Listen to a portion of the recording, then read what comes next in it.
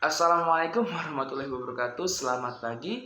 Kenalkan, nama saya Dimas Juardi Hidayat, NIM 207052664 dari kelas A2D4K3 semester 3, mata kuliah Sistem Manajemen K3 atau singkatan dari SMK3. Dosen pengampu Bapak Insinyur Erwin Ananta. Pertanyaan beliau yaitu pertanyaannya, apa yang sudah saya pelajari dan saya dapatkan dari mata kuliah Sistem Manajemen K3 selama satu semester ini. Jadi, yang saya dapatkan dari satu semester ini dengan mata kuliah Sistem Manajemen K3, belajar bagian dari sistem manajemen perusahaan secara keseluruhan dalam rangka pengendalian risiko yang berkaitan dengan kegiatan kerja guna terciptanya tempat kerja yang aman, efisien, dan produktif. Jadi, dalam ilmu mata kuliah Sistem Manajemen K3 bertujuannya untuk mengantisipasi, mengevaluasi, dan sebagai pengendalian bahaya yang timbul dari dalam maupun luar tempat kerja yang dapat mengganggu kesehatan dan kesejahteraan para pekerja. Dengan mempertimbangkan kemungkinan dampak pada masyarakat sekitar dan dampak lingkungan tempat kerja.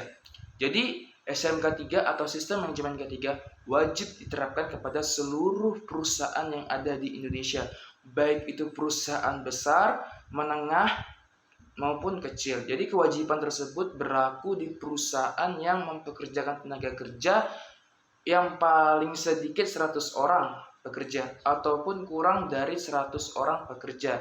Namun, kategori yang mempunyai tingkat potensi bahaya maupun tingkat resiko bahaya pekerjaan yang sangat tinggi. Agar kebijakan K3 tersebut berjalan dengan optimal, komitmen perusahaan perlu ditingkatkan dengan cara memperhatikan atau menempatkan organisasi K3 pada posisi-posisi yang dapat menentukan keputusan perusahaan, menyediakan anggaran, menyediakan tenaga kerja yang berkualitas, dan menyediakan sarana-sarana pendukung yang diperlukan oleh di bidang K3. Selain itu, perusahaan juga perlu menetapkan personil atau pekerja yang memiliki tanggung jawab, memiliki wewenang yang akan kewajiban yang jelas dan penanganan K3.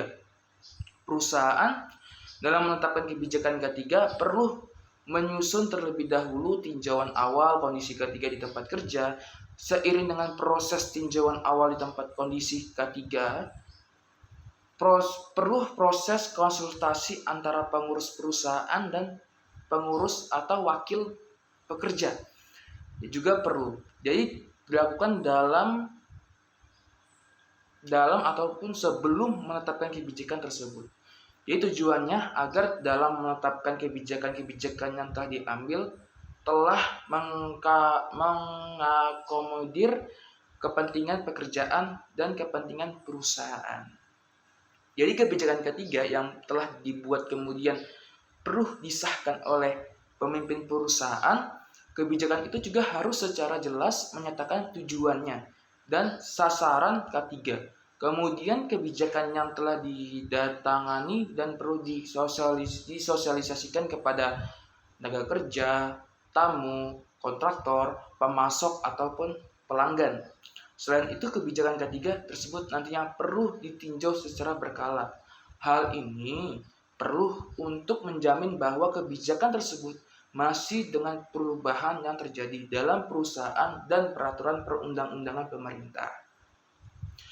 Dasar hukum penerapan sistem manajemen kesehatan keselamatan K3 kerja yaitu seperti yang dijelaskan di perkuliahan, bahwa pemerintah telah mengeluarkan beberapa aturan dasar hukum SMK3 yang dimana membahas mengenai sistem ini. Sistem manajemen K3 adalah ilmu yang berguna untuk mengatur dan mempertegas adanya sebuah sistem manajemen K3 ini dalam lingkung atau ruang lingkup tempat bekerja. Sistem manajemen ini wajib diterapkan kepada atau berbagai perusahaan yang ada di Indonesia yang telah diatur dalam Peraturan Pemerintah Nomor 50 Tahun 2012 yang membahas aturan seputar sistem manajemen keselamatan dan kesehatan kerja. Dalam aturan ini disebut bahwa SMK3 menjadi bagian dari sebuah sistem perusahaan yang berguna untuk mengendalikan risiko dalam hukum perusahaan yang berguna untuk mengendalikan risiko dalam hukum SMK 3. Satu ini berkaitan dengan kegiatan kerja guna menciptakan ruang lingkup yang aman dan produktif bagi para pekerja. Untuk menjamin kesesuaian yang keefektifan yang keberkesinambungan antara pencapaian tujuan SMK 3, pengusaha dan atau pengurus perusahaan tempat kerja harus dilakukan tinjauan ulang terhadap penerapan SMK 3 secara berkala, dan juga tinjauan ulang SMK Sistem Manajemen K3 dapat mengatasi implikasi K3 terhadap seluruh kegiatan, produk, barang, dan jasa, termasuk dampaknya yang terhadap para kinerja perusahaan. Jadi tujuan penerapan SMK 3 sesuai dengan peraturan pemerintah nomor 50 tahun 2012 ini, yaitu yang pertama meningkatkan efektivitas perlindungan keselamatan dan kesehatan kerja yang terencana, terstruktur, terukur, dan terintegrasi. Yang kedua, mencegah dan mengurangi kecelakaan kerja, penyakit akibat kerja dengan melibatkan unsur-unsur manajemen pekerja maupun guru, dan juga serta menciptakan tempat kerja yang aman, nyaman, dan juga efisien untuk mendorong produktivitas para pekerja di perusahaan ini. Jadi ada 5 tingkatan penerapan sistem manajemen ketiga di tempat kerja. Menurut peraturan pemerintah nomor 50 tahun 2012 menjelaskan bahwa untuk melaksanakan penerapan SMK 3 dengan baik di tempat kerja perlu melalui 5 tahapan. Yang pertama, penetapan kebijakan K3. Yang kedua, perencanaan K3. Yang ketiga, pelaksanaan rencana K3. Keempat, pemantauan dan evaluasi kinerja K3. Dan terakhir, peninjauan dan peningkatan kinerja K3. Hal yang perlu dilakukan pada penerapan SMK 3 adalah sebuah sistem atau metode SMK 3 tentunya sangat penting dan berpengaruh dalam keberlangsungan sebuah perusahaan. Hal ini perlu dilakukan adalah external audit yang dimana dilakukan oleh badan audit yang telah ditunjuk oleh Kemenker. Kemudian adanya sebuah sertifikat yang dimana pada setahun sekali akan mendapatkan hadiah seperti penghargaan pada umumnya, yang hanya berlaku selama 3 tahun dan perlu diperpanjang, dan hal tersebut wajib dilakukan oleh external audit.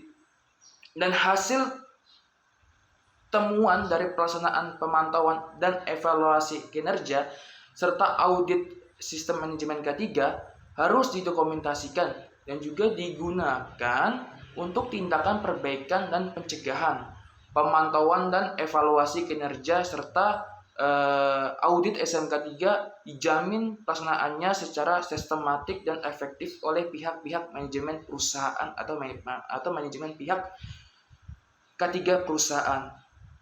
Itulah pembahasan perkuliahan mata kuliah sistem manajemen K3 atau SMK 3. Adanya sistem ini diharapkan mampu mengurangi bahkan mengatasi berbagai masalah risiko dalam ruang lingkup kinerja atau ruang lingkup kerja. Dengan begitu perusahaan akan bekerja secara optimal dan maksimal. Kesimpulan pembahasan yang saya jelaskan tadi yaitu kesimpulan mata kuliah sistem manajemen K3 atau sistem manajemen kesehatan keselamatan kerja yang dapat dari satu semester ini yang dapat dikatakan bahwa perusahaan memenuhi ketaatan hukum apabila mampu memenuhi persyaratan yang menjadi ketentuan dalam penerapan sistem manajemen keselamatan kesehatan kerja atau singkatan dari SMK 3 di perusahaan dalam bentuk perwujudan nilai-nilai dasar untuk ideal guna mewujudkan kedamaian pergaulan ruang lingkup hidup bekerja. Upaya yang dilakukan dalam bentuk aktivitas organisasi perusahaan yang mencerminkan referensi atau berdasarkan kepanduan ketentuan yang menjadi persyaratan standar hukum penerapan sistem manajemen K3 atau sistem manajemen kesehatan keselamatan kerja atau yang disingkat SMK3 di perusahaan berdasarkan tahapan pelaksanaan yang benar secara menyeluruh. Pada akhirnya, upaya penerapan sistem manajemen keselamatan dan kesehatan kerja atau singkatan dari SMK3 ini di perusahaan mampu menghindarkan organisasi perusahaan secara keseluruhan. Namun, bagian-bagian dari organisasi perusahaan dari sanksi hukum yang merugikan perusahaan maupun pengawasan lembaga-lembaga dan institusi yang tidak menguntungkan organisasi perusahaan. Hal tersebut merupakan keberhasilan dalam mewujudkan kedamaian dan keselamatan di pergaulan ruang lingkup para pekerja di perusahaan tersebut. Sekian penjelasan dari saya yang saya dapatkan ilmu dari sistem manajemen kesehatan keselamatan kerja atau singkatan SMK3 yang telah diberi ilmu oleh Bapak Insinyur Erwin Ananta. Mohon maaf jika ada salah kata maupun perbuatan. Sekian dan terima kasih. Assalamualaikum warahmatullahi wabarakatuh.